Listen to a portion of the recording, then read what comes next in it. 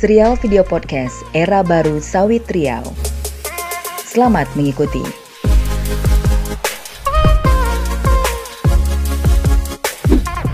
Bismillahirrahmanirrahim. Terbang rendah seburung balam, terbang hingga ke ujung batu. Bicara dibuka dengan salam. Assalamualaikum warahmatullahi wabarakatuh. Halo sahabat Green, apa kabar Anda hari ini? Senang sekali, saya Vivin. Hari ini kita bertemu kembali dalam podcast Era Baru Sawit Riau, menggali inspirasi, pengalaman, dan solusi dalam tata kelola sawit Riau yang berkelanjutan.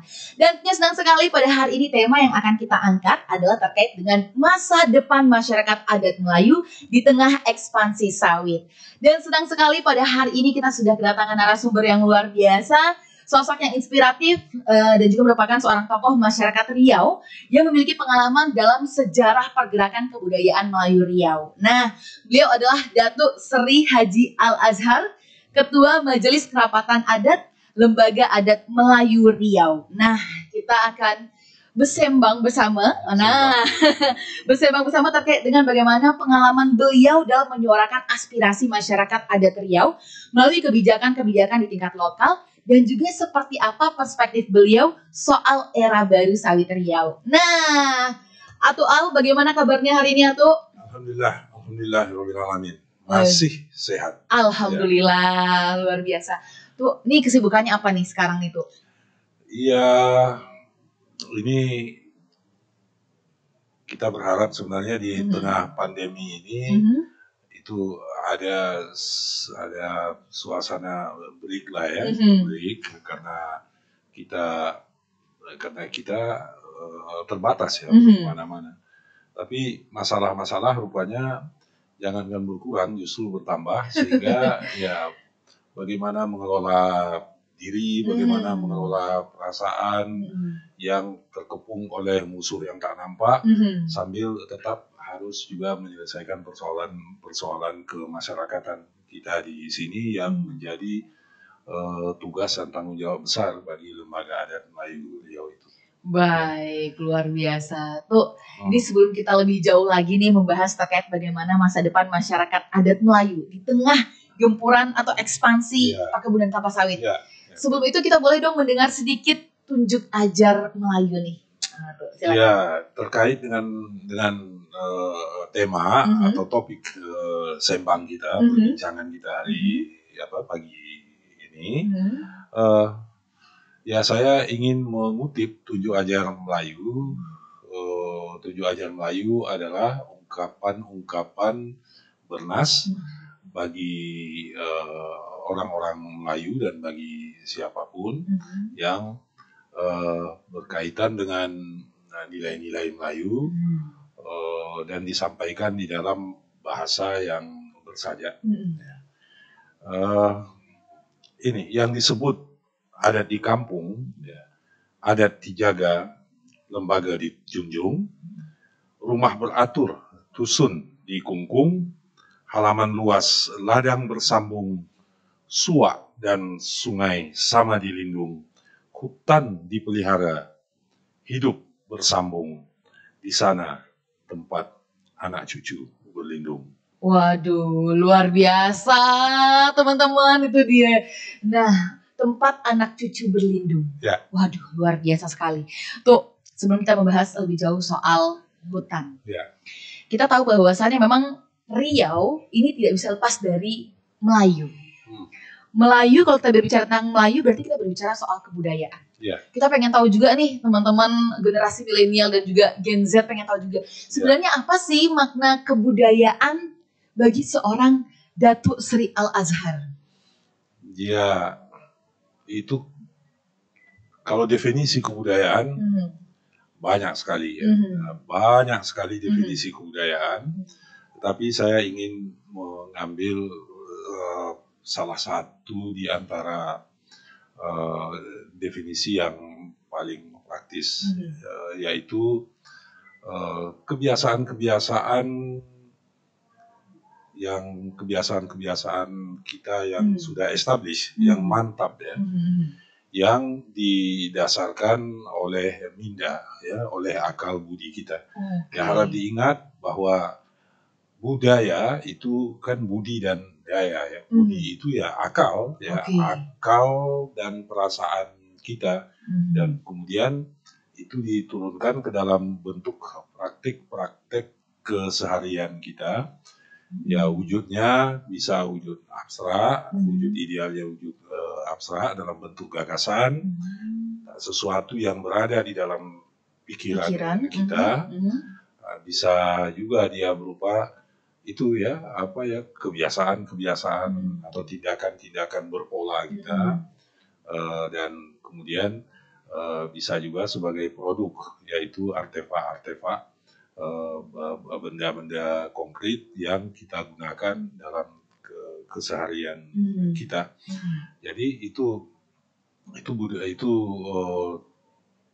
terminologi budaya yang selalu saya pegang. Kenapa? Karena itu lebih praktis ya, dan cukup sederhana, cukup mudah juga untuk dipahami.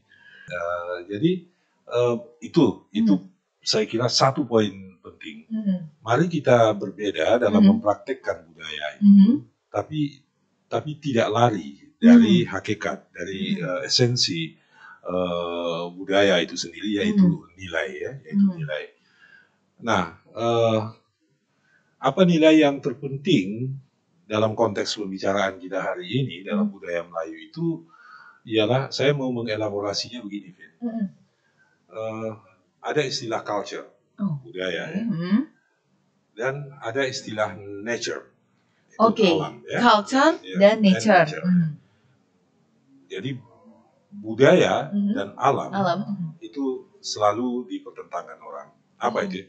Budaya ialah produk dari gagasan, dari pemikiran orang yang kemudian kita wujudkan dalam bentuk kebiasaan berpola dan dalam bentuk karya-karya ya, artefak-artefak. Sedangkan nature itu kan sesuatu yang sudah given. Sudah ada, betul. Ya, sesuatu yang sudah given dan juga berkembang, berkembang sebagai sesuatu yang given ya, sebagai sesuatu yang sudah ditakdirkan, terberikan untuk berkembang. Budaya sebaliknya tidak ya. Budaya sebaliknya, akal budi manusia memikirkan sesuatu ya untuk yang terbaik bagi kehidupannya. Nah, ada pertentangan antara culture and nature ini. Ya, ada terutama itu pada kelompok-kelompok masyarakat yang mengembangkan kapitalisme. Kapitalisme. Tapi Melayu tidak. Culture and nature itu tidak berada di dalam hubungan yang beroposisi, yang saling berlawanan. Jadi culture bukanlah antitesa dari nature, pun sebaliknya nature bukanlah antitesa dari culture. Tetapi keduanya ada dalam hubungan yang simbiose. Keduanya saling ada dalam relasi yang interaktif, ya, yang saling memberi, ya, saling memberi. Alam memberi kepada kita dan manusia memberi kepada alam ya.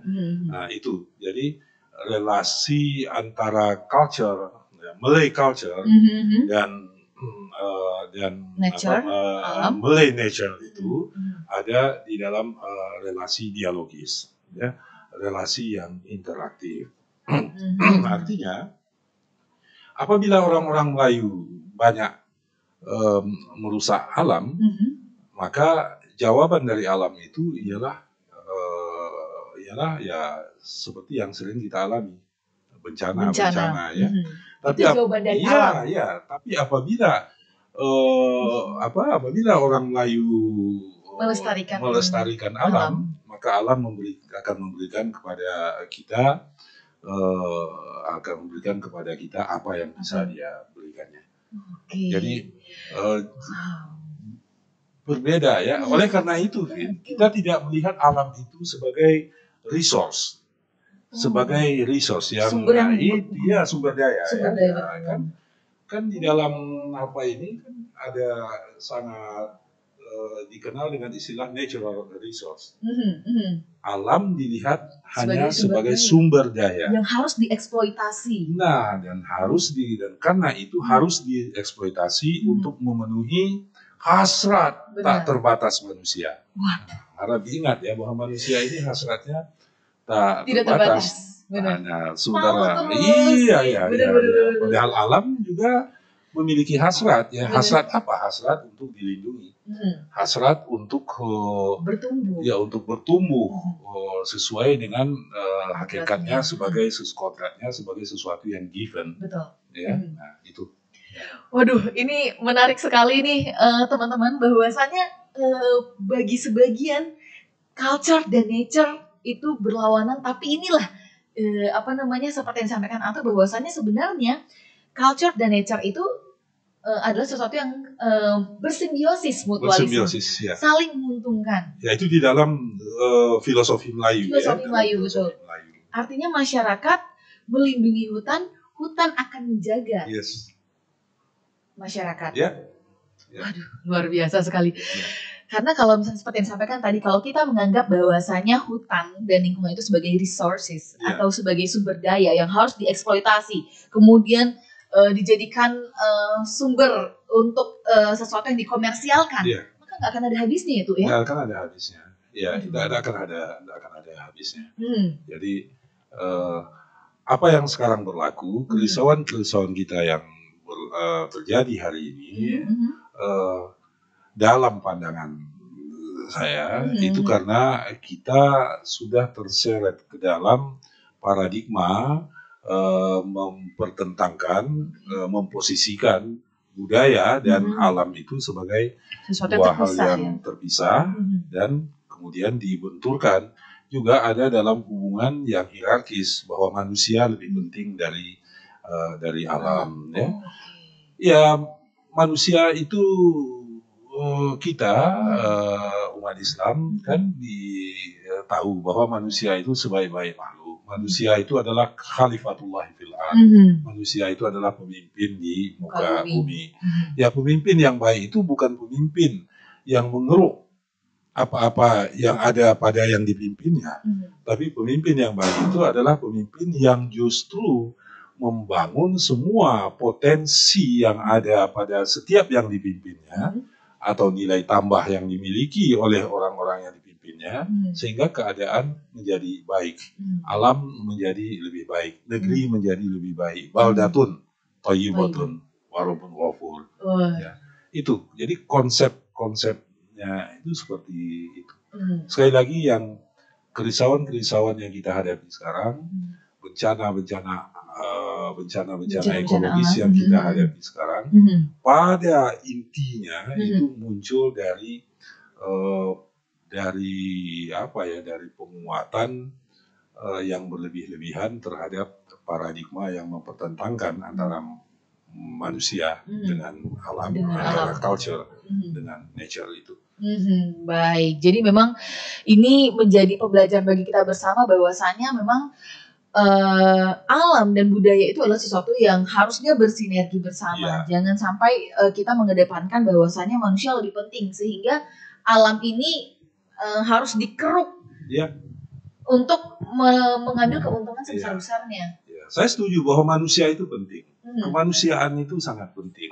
Tapi jangan karena kita mengutamakan atau atas alasan mengutamakan kepentingan manusia, maka kita menghancurkan yang lain. Ya. Jadi tingkatkan kepentingan terhadap manusia dan kemudian ajak yang lain, ajak yang lain untuk membantu meningkatkan itu tanpa yang lain itu dirusakkan. Ya. Jadi kalau boleh dilanjutkan, Vin, oleh karena itulah konsep relasi atau hubungan antara nature and culture yang simbiosis itu tadi, maka di dalam prakteknya di dalam budaya Melayu itu diturunkan ke dalam fungsi-fungsi hutan. Fungsi-fungsi hutan. Ya. Jadi kalau misalnya ini tuh tadi disampaikan bahwasanya memang ada fungsi-fungsi hutan. Kita tahu bahwasanya memang hutan ini kan merupakan simbol marwah masyarakat. Itu satu. Betul itu ya. Jadi itu dia. Jadi hutan tanah di dalam terminologi adat Melayu, karena hutan tidak mungkin ada kalau tidak ada tanah. Nah, itu satu. Dan kemudian yang kedua, hutan tanah mestinya selalu menyatu dengan tumbuh-tumbuhan yang ada di atasnya. Jadi coba lihat, orang Melayu itu nilai Melayu itu tidak mempertentangkan dua benda ya, dua benda yang sesungguhnya memang menyatu kan. Tidak mungkin ada hutan kalau tidak ada tanah. Tidak mungkin hanya ada tanah yang terhampar begitu rupa. Pengalaman orang Melayu dengan tanah ya, bahwa di atas tanah itu ada sesuatu yang tumbuh. Betul. Bisa rumah yang tumbuh, bisa bunga-bungaan, bisa rerumputan, bisa pepohonan. Itu dia. Jadi yang pertama dia simbol marwah. Bagi masyarakat adat hina rasanya apabila mereka tidak mampu menunjukkan mana hutan adat kalian. Oh iya. Ya. Masa iya tuh? Iya, karena di situ terkait persoalan harga diri. Harap diingat, harga diri bukan hanya karena memiliki hutan tanah, tetapi juga harga diri karena mereka mampu memelihara hutan tanah itu, yang berarti mampu melestarikan relasi simbiosis antara culture dengan nature itu. Oke, jadi bukan hanya soal punya tanah, tapi bagaimana mempertahankannya. Jadi ini tidak paralel, tidak sama dengan seseorang memiliki mobil mahal dan kemudian dia bermarwah karena dia memiliki mobil mahal. Tidak sama dengan itu, tidak sama dengan itu. Sekelompok masyarakat adat memiliki hutan tanah, itu mengirimkan pesan kepada kita bahwa mereka memiliki, jadi ada kepemilikan, ownership, dan kemudian B, bahwa mereka mampu menjalankan amanah budaya, yaitu jaga hutanmu, jaga pelihara hutanmu. Dua hal itu. Ya. Nah, kalau hutan tanahnya sudah tidak ada lagi, maka dua hal itu juga yang kena. Pertama, mereka tidak punya apa, dan yang kedua, mereka rupanya tidak mampu menjaga amanah yang diwariskan secara turun-temurun itu. Karena ini persoalan harga dirinya itu di situ, Vin. Ya, persoalan harga dirinya itu di situ. Itu satu. Fungsi yang kedua, alam, ya, dalam hal ini hutan tanah adalah tempat berguru. Tempat orang menimba pengalaman, tempat orang menimba pengetahuan. Jadi kita dengar ada istilah yang sangat populer, alam terkembang jadi guru. Jadi bergurulah kepada alam, ya. Nah itu kita, dan itu juga dipraktikkan oleh orang-orang Melayu. Saya ingin memberi ilustrasi gini. Ini kan kita berhadapan dengan anak-anak milenial juga. Betul. Halo anak-anak milenial atau cucu-cucu milenialku. Mungkin kalian tahu istilah heliotropisme. Ya. Heliotropisme itu adalah sebuah gejala bahwa bagian termuda dari sebatang tanaman bisa disebut pucuk, bisa disebut tunas, bisa itu akan selalu, ujungnya itu akan selalu menghadap kepada matahari. Akan jadi seperti mengikuti arah sinar matahari. Jadi mencari sumber energi, dan sumber energi di alam ini yang terbesar adalah matahari. Dari benda-benda alam ini adalah matahari. Itu disebut dengan fenomena heliotropisme, ya, heliotropisme.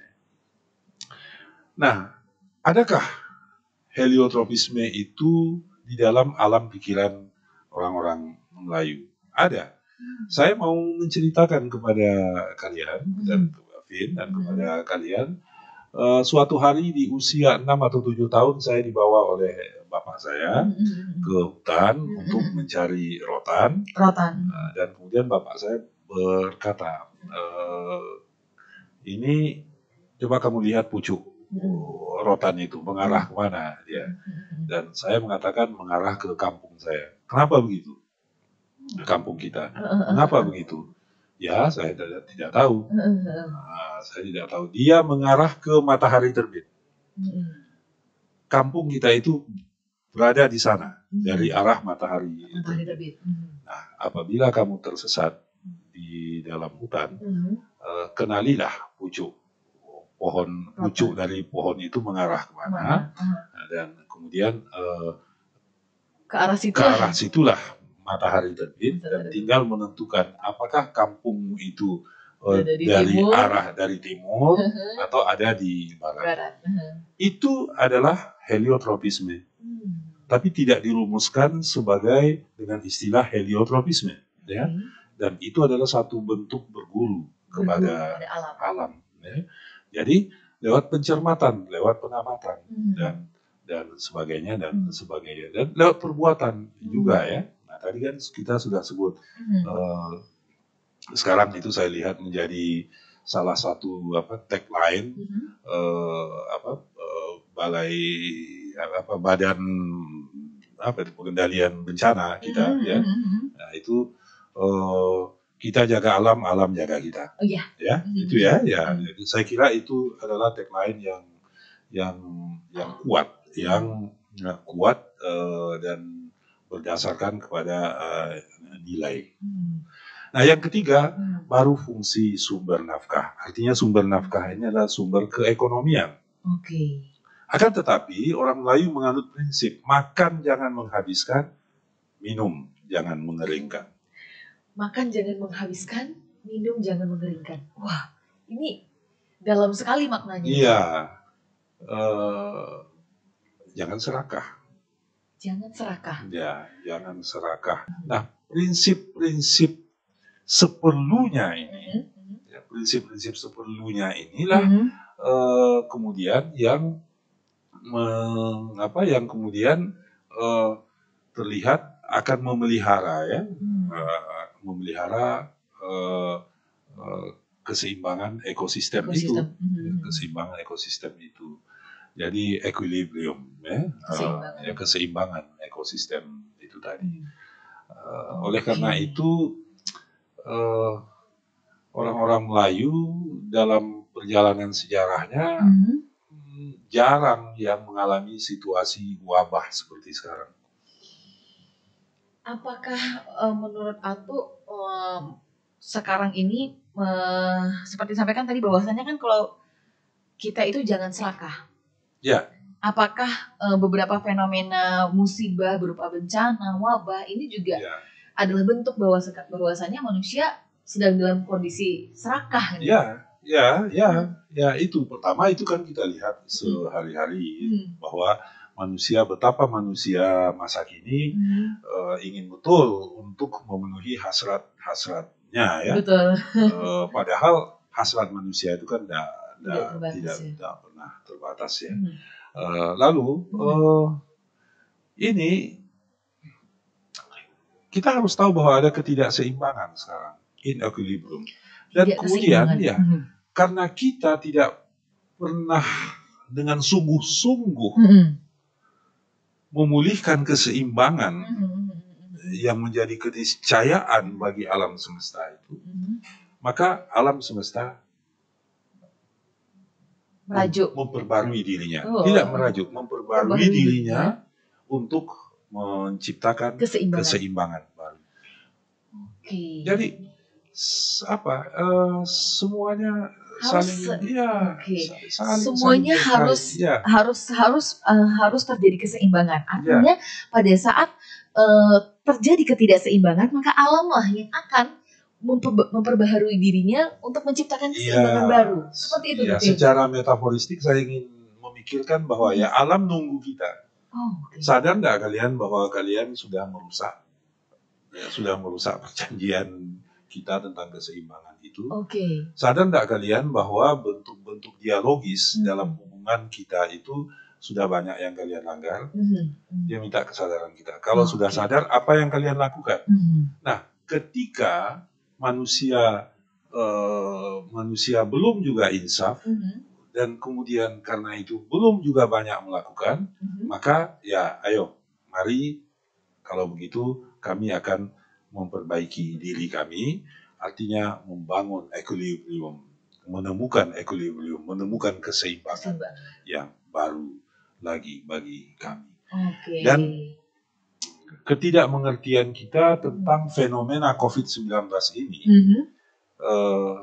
paling tidak bisa kita jawab dengan itu. Kita bisa memberi maaf kepada diri kita dan menginsafkan diri kita bahwa, oh ya, ini karena kita sudah mengambil banyak dari alam, kemudian alam rusak, lalu kita juga tidak terlalu berusaha serius untuk memperbaikinya, agar keseimbangan baru terbentuk, maka alam membangun keseimbangannya sendiri. Membangun keseimbangan sendiri dengan caranya Semoga sendiri. alam tidak memutuskan hubungan cut off dengan kita, dengan manusia yang seringkali terlalu sombong karena mereka seperti mendapatkan amanah sebagai pemimpin di muka bumi ini. Karena itu serakah, haloba, tamak, hanya untuk melayani dirinya sendiri. Nauzubillah min zalik. Saya rasa milenial Riau di masa depan, khususnya milenial di Indonesia dan dimanapun di dunia ini, tidak akan melakukan apa-apa yang dilakukan oleh generasi saya sekarang ini. Nah, kita masih bersama dengan narasumber kita tentunya Datuk Sri Al-Azhar, dan tadi kita juga sudah berbincang-bincang terkait bagaimana fungsi hutan ya Tuk ya. Jadi fungsi hutan tadi ada salah satu ada 3. Di antaranya adalah sebagai simbol harga diri, sebagai marwah ya kan. Artinya masyarakat mampu menjaga amanah. Kemudian juga fungsinya adalah sebagai tempat berguru, dan juga hutan memiliki fungsi sebagai tempat mencari nafkah asalkan tidak serakah. Nah, karena tadi juga hutan tentunya harus menjaga keseimbangan di alam ini ya, Tuh ya. Nah, kalau kita bicara soal hutan ya, terkait dengan tema kita hari ini, ya ini masa depan masyarakat adat Melayu di tengah ekspansi sawit. Ini berdasarkan data yang kami dapat nih Tuh.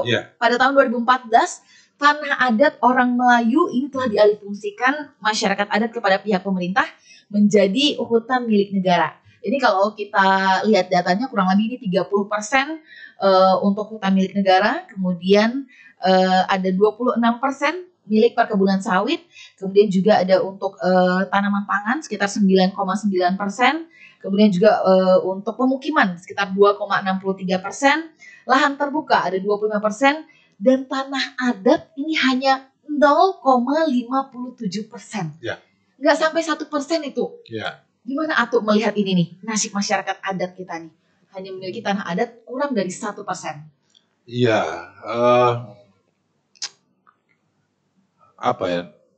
negara memiliki persepsi yang berbeda dengan persepsi yang dianut ya, yang digunakan oleh rakyatnya, dalam hal ini masyarakat adat. Jadi pengaplingan seperti dalam prosentase yang tadi Vivin sebutkan itu kan pengaplingan yang tak pernah kula nuwun ya kepada masyarakat adatnya. Meminta izin. Tidak pernah Assalamualaikum tidak pernah. Assalamualaikum kepada masyarakat adat. Nah, data ini juga kita tiba-tiba sudah terima saja bahwa ini ada tanah adat hanya 0,57% dan sisanya seperti di dalam prosentase yang Vivin sebutkan tadi. Ini pertama tidak ada dialog dari awal ketika pengaplingan itu terjadi. Yang kedua, pengaplingan itu perlu juga kita lihat sebagai satu bentuk sebagai sebagai sesuatu yang disengaja, karena dan dengan cara itulah jadi sesudah itu dikapling, dibagi-bagi, nah itulah cara paradigma menjadikan hutan tanah itu sebagai apa tadi, sebagai yang kita sebut sebagai natural resources. Nah, terutama di masa Orde Baru gitu, bahwa ini alam ini betul-betul dilihat sebagai sumber daya alam yang harus dieksploitasi, dieksplorasi untuk dieksploitasi bagi apa yang di masa Orde Baru itu disebut sebagai kepentingan pertumbuhan ekonomi. Jadi ekonomi, konsep dan praktek keekonomian sesungguhnya adalah bagian dari kebudayaan juga, ya. Sesungguhnya, ya. Kalau tadi kita bicara soal apa itu kebudayaan, ya, sesungguhnya adalah bagian dari kebudayaan juga. Tetapi pada suatu masa itu tiba-tiba salah satu unsur dari unsur-unsur kebudayaan itu diangkat dengan tinggi, tanpa memperhitungkan bagaimana nanti jadinya unsur-unsur yang lain itu. Jadi kebudayaan juga berada seperti alam, kebudayaan juga didorong untuk masuk ke dalam situasi in equilibriumnya. Jadi kebudayaan juga dipaksa oleh tindakan-tindakan, oleh kebijakan dan tindakan keekonomian, oleh politik keekonomian suatu rezim untuk menjadi tidak seimbang juga, ya.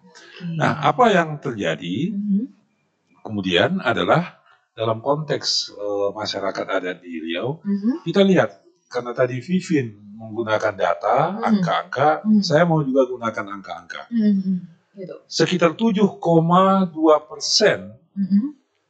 angka kemiskinan di Riau sebelum pandemi. Sebelum pandemi 7,2% angka kemiskinan. Jadi sekitar berapa ya? 500.000 orang, ya. Kita di Lembaga Adat Melayu Riau coba mencari tahu siapa mereka. Yang 7,2% di angka kemiskinan tersebut. Anda tahu, Vin, 80% adalah masyarakat adat Melayu Riau. 80% dari 7,2% itu adalah masyarakat adat Melayu Riau.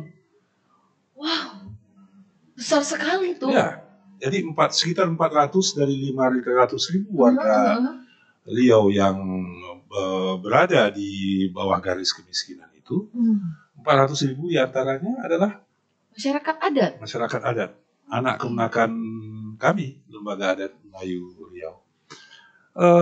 Itu akibat. Nah, inilah yang kemudian kalau ditarik di dalam konsep dalam telah kan memang ada teori lama yang seharusnya dalam praktek sudah tidak kita gunakan.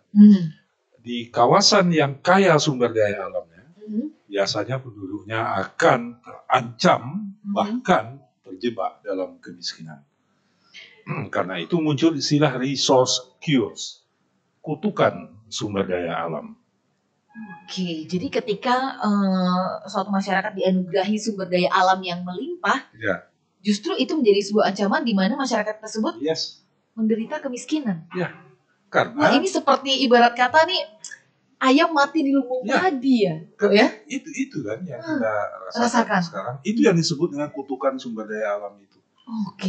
Karena sumber daya alammu kaya, maka kami akan mengeksploitasinya, karena itu yang lain minggir. Maka ini terjadi peminggiran. Itu peminggiran struktural namanya.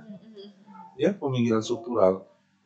Sudah hampir 100 tahun Caltex, dulunya Caltex, sekarang Chevron beroperasi di wilayah masyarakat hukum adat kita, terutama masyarakat hukum adat Sakai.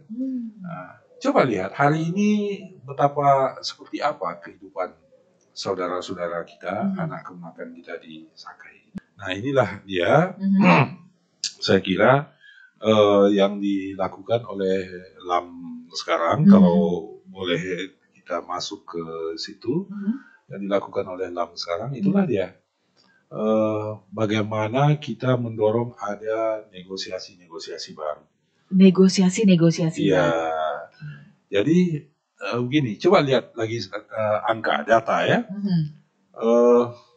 dari pengaplingan hutan tanah tadi, prosentase yang Vivin sebutkan tadi, itu kan pengaplingan legal ya. Oke. Terdaftar secara hukum ya. Kebun sawit yang terdaftar secara hukum itu luasnya berapa?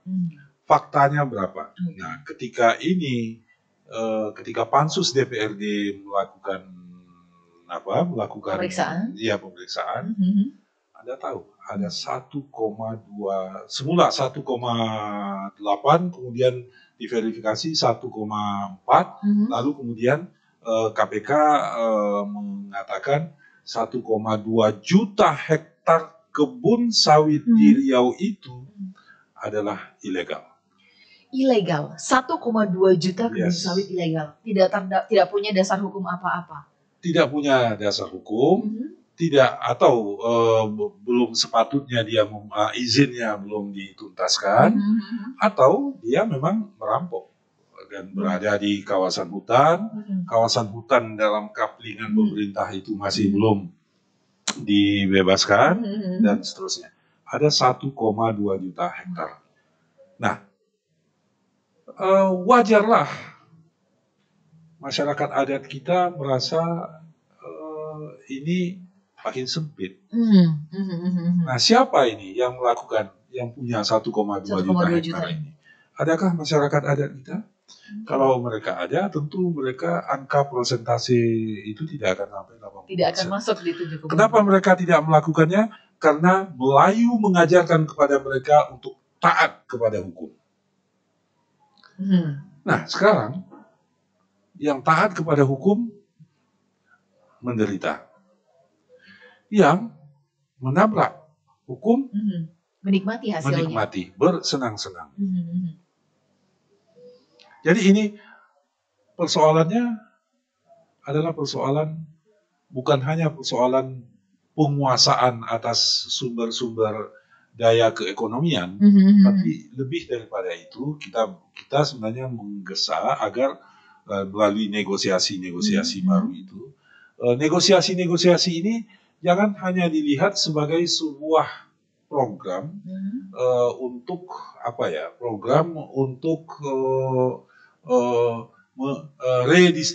meredistribusi aset kepada masyarakat adat. Tapi jauh lebih penting dari itu, jauh lebih hakiki daripada itu, kita mengimplementasikan apa yang menjadi cita-cita kita bernegara. Salah satu di antaranya adalah masyarakat yang adil dan makmur. Harap diingat, adil dulu, Fit. Adil dulu baru makmur. makmur. Coba ini milenial, coba lihat konstitusi kita, coba lihat pembukaan undang-undang dasar kita, coba lihat slogan-slogan dan komitmen ketika kita mau bernegara dan memproklamasikan itu pada tahun 1945. Adil dulu baru makmur. Ayo, coba. Apakah sekarang kan tidak ya? Adil.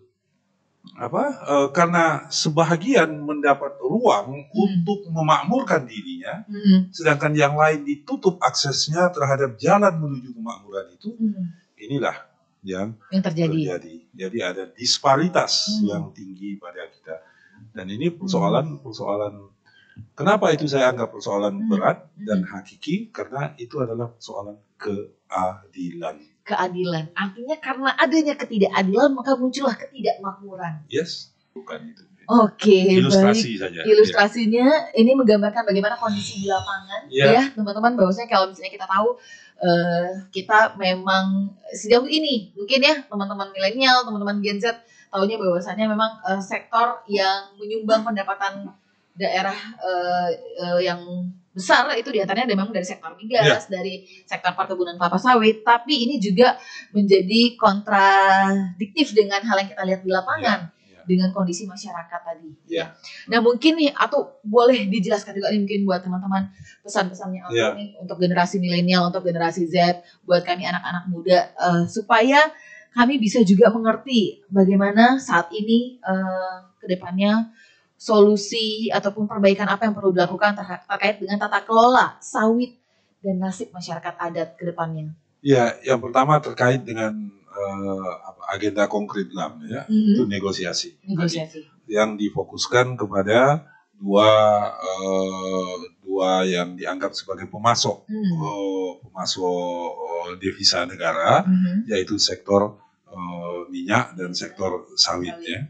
Nah, yang ilegal itu mari kita gunakan, mari kita urus, mari kita perbaiki, marilah kita insaf dan kemudian mari kita berbagi dengan masyarakat adat kita. Itu satu agenda keekonomian. Kemudian yang kedua, di balik itu gini, kita juga yang terkait dengan lingkungan ya, untuk terutama yang terkait dengan lingkungan, Lam Riau mendorong kesungguh-sungguhan untuk menjalankan pendidikan muatan lokal budaya Melayu Riau. Pendidikan muatan lokal Budaya Melayu Riau ini untuk internalisasi, menanamkan nilai-nilai, ya, menanamkan nilai-nilai luhur yang sebagian sudah kita bahas tadi di awal pembicaraan kita. Nilai-nilai yang menghubungkan yang menempatkan kebudayaan dan alam itu dalam relasi simbiosis ya. Itu kita mau memulihkan itu. Yang ketiga, apa pesan kepada milenial? Saya tidak keberatan anak-anak, saya tidak keberatan cucu-cucu kalau kalian memandang sinis terhadap generasi kami, generasi yang di atas. Sebab karena berbagai-bagai kerusakan ekologis yang ada, yang terjadi sekarang, dan kami sendiri, generasi kami sendiri belum mampu untuk memperbaikinya, untuk memulihkannya. Karena itu, ayolah, cobalah selalu kenali lingkunganmu dan seperti apa situasinya sekarang. Ini kan ada generasi kalian yang berani berkata di dalam sidang Majelis Umum PBB kan, how dare you, ya. Kalian tentu ingat nama Greta Thunberg. Dan memang saatnya kalian yang mengambil peran untuk memperbaiki keadaan yang seharusnya generasi kami dulu lakukan. Nah, jadi ini kami tidak mampu mewarisi, generasi kami tidak mampu mewarisi lingkungan yang favorable, yang nyaman kepada kalian para milenial, dan tentu saja sinisme kepada generasi kami itu tentu saja bisa dilanjutkan dengan tindakan mengajak secara masif generasi kalian itu untuk menanam, untuk memperbaiki. Ya, untuk memperbaiki. Itu saya kira pesan untuk anak muda ya.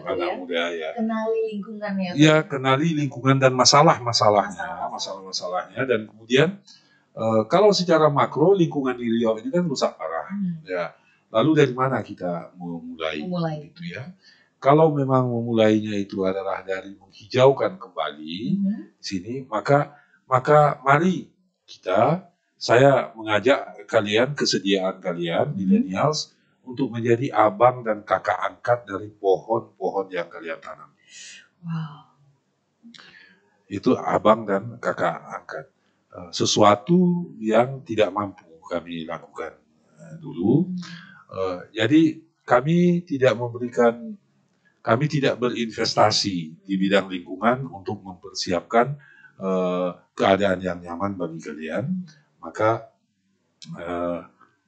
investasi itu nampaknya harus datang dari kalian sendiri. Dari para generasi milenial dan Gen Z ya tuh ya. Ya, that's all. Oke. Baik, jadi itu tadi pesannya teman-teman, bahwasannya memang kita sebagai generasi muda, kita sebagai generasi milenial, sebagai Gen Z ya. Kenali lingkungan, jangan apatis ya tuh ya. Jangan seolah-olah tidak peduli, kita tenggelam dalam dunia kita saja, tapi kita sudah mulai harus lebih peduli dengan lingkungan sekitar kita, seperti yang disampaikan tentunya juga bahwasanya 20-30 tahun lagi kitalah yang muda-muda ini akan mengambil kebijakan, mengambil keputusan. Dan juga pastinya kalau kita tidak peduli hari ini, tentunya akan lebih cepat lagi kerusakan lingkungan di tahun-tahun yang akan mendatang. Nah, itu dia. Baik, terima kasih Datuk Sri Al-Azhar yang sudah menjadi narasumber meluangkan waktu pada hari ini berbincang-bincang terkait dengan bagaimana masa depan masyarakat adat Melayu di tengah ekspansi sawit. Nah, terima kasih buat sahabat Green yang sudah mengikuti podcast ini dari awal sampai dengan selesai.